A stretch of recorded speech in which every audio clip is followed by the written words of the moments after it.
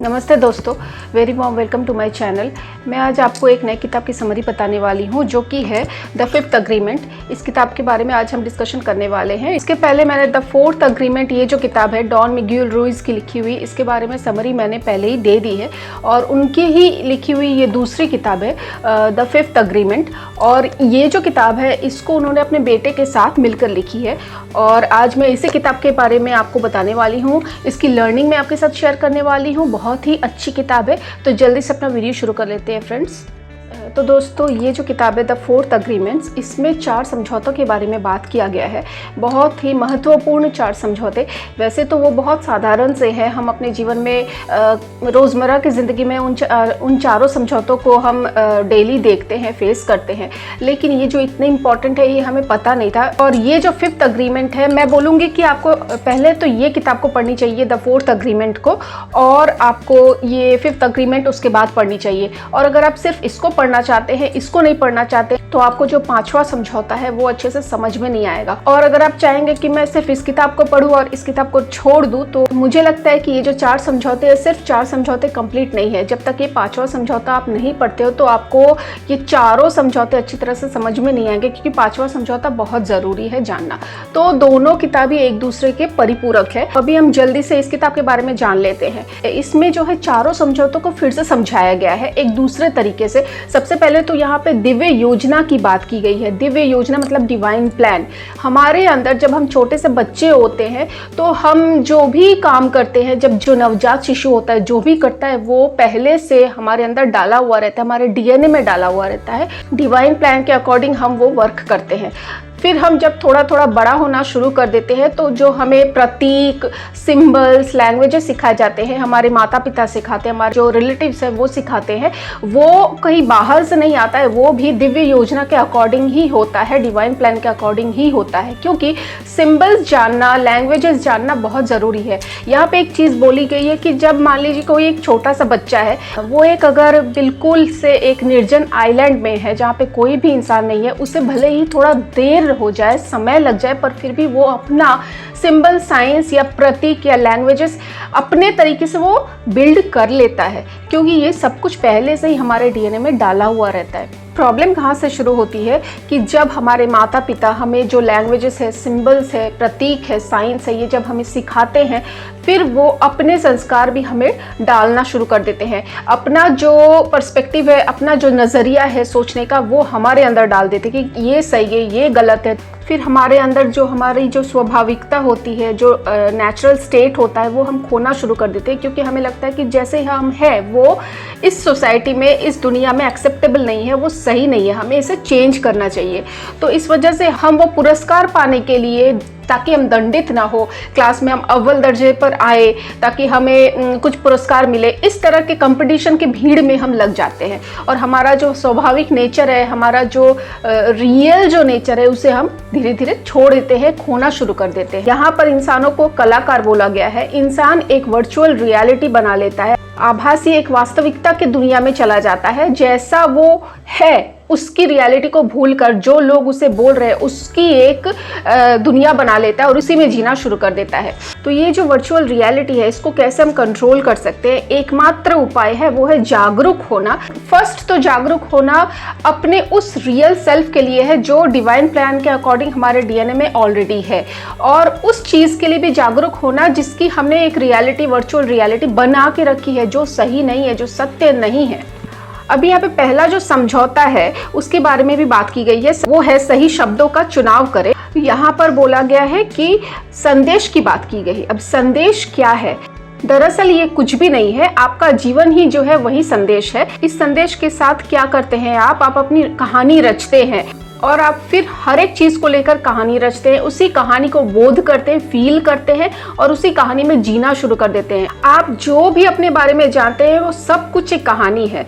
यहाँ पे जो ऑथर है वो बोल रहे हैं कि ये जो बातें मैं बोल रहा हूँ, ये जो चीज़ें मैं बोल रहा हूँ, वो आपको नहीं बोल रहा हूँ, आपके द्वारा रची हुई जो कहानी है उसके बारे में मैं बोल रहा हूँ।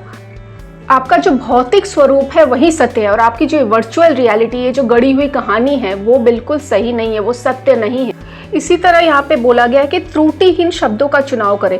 शब्दों में क्या पावर है वो यहाँ पे बताया गया है। यहाँ पर एक छोटा सा एग्जाम्पल दिया गया है। आपको बोला गया है कि आप घोड़े के बारे में सोचिए। जैसे आप घोड़े के बारे में सोचते हैं तो आपके मन में क्या आता है, घोड़े की पिक्चर आ जाती है। मान लीजिए आपको एक मूवी का नाम बताया जाता है, द परसूट ऑफ हैप्पीनेस, ठीक है, ये जो मूवी का नाम है, ये जैसे आप बोलते हो, जैसे मैंने अभी बोला, तो मेरे दिमाग में वो पिक्चर आ गई। ऐसी शक्ति होती है शब्दों में बहुत ज़्यादा पावर होती है। यहाँ पर बोला जा रहा है कि हम संदेशवाहक है।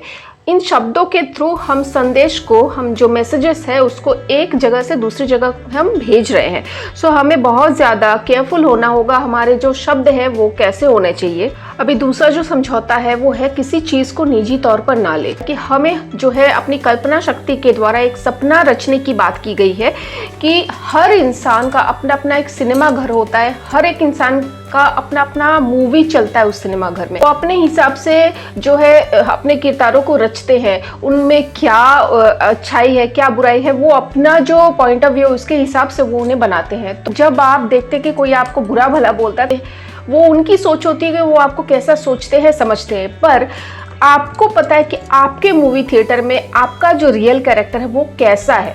वो कोई और बोलता है तो वो उसकी सोच है, उसका सपना है, उसकी काल्पनिक शक्ति के द्वारा गढ़ा हुआ, रचा हुआ। हमारी जो मूवी थिएटर में जो मेन कैरेक्टर है अपनी खुद की, वो हमने बनाई और हमें खुद पता है कि हम कैसे हैं। तीसरा समझौता है सच या कल्पना धारणाएं ना बनाए। हमारे जो सपने होते हैं उस पर हमारी मान्यताओं का नियंत्रण रहता है। क्या हम सच मानते हैं, क्या हम कल्पना करते हैं, उसी पर हमारे जो सपने होते हैं वो तय किए हुए होते हैं। सच हमें प्रामाणिकता, खुशी की ओर ले जाता है और झूठ जो है वो हमें कहाँ ले जाता है, वो हमें पीड़ा देता है, नाटकबाजी की तरफ धकेल देता है। तो यहाँ पे एक चीज़ बोला गया है कि जब सूरज, चाँद, तारे, सारे ग्रह जब परफेक्ट है, तब जब इंसान की बारी आती है, इंसान के बारे में बात होता है, तब वो परफेक्ट क्यों नहीं है। यूनिवर्स का हर एक कण एक जैसा है, हर एक कण में वही शक्ति है, तो सब एक जैसे हैं, सब में वही परफेक्शन है।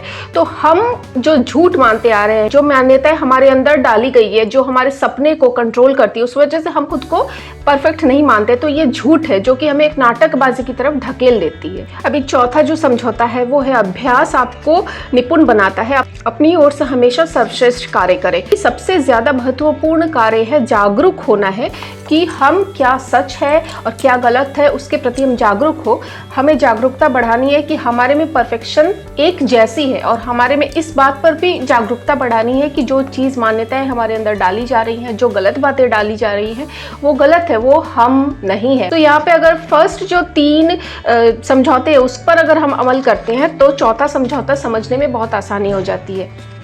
पांचवा जो समझौता है जो कि बहुत महत्वपूर्ण है और इस किताब का मेन पॉइंट वही है, संदेह की शक्ति। संदेह करे पर दूसरों की सुनना भी सीखे। क्यों संदेह करने की बात क्यों की गई है कि अभी आपको कोई कुछ बोल रहा है कि मान लो कि तुम बहुत मोटे हो या तुम में बुद्धि ही नहीं है, इस बात को आप सुन लीजिए। सुनना है आपको, वो जो बोल रहा है उसके अंदर, उसके सिनेमा घर में जो आपके प्रति जो छवि बनी हुई है उस हिसाब से वो बोल रहा है, तो उस पर आप रोक टोक मत लगाइए, उसको बोल लेने दीजिए, पर आप संदेह कीजिए, उसको एक्सेप्ट मत कर लीजिए कि वो उसने बोल दिया तो मैं वैसा ही हूँ। नहीं, संदेह कीजिए, क्वेश्चंस कीजिए कि क्या मैं यही हूँ, उसने जो बोल दिया ये उसका नज़रिया है, क्या मैं वही हूँ जो समझता है मुझे।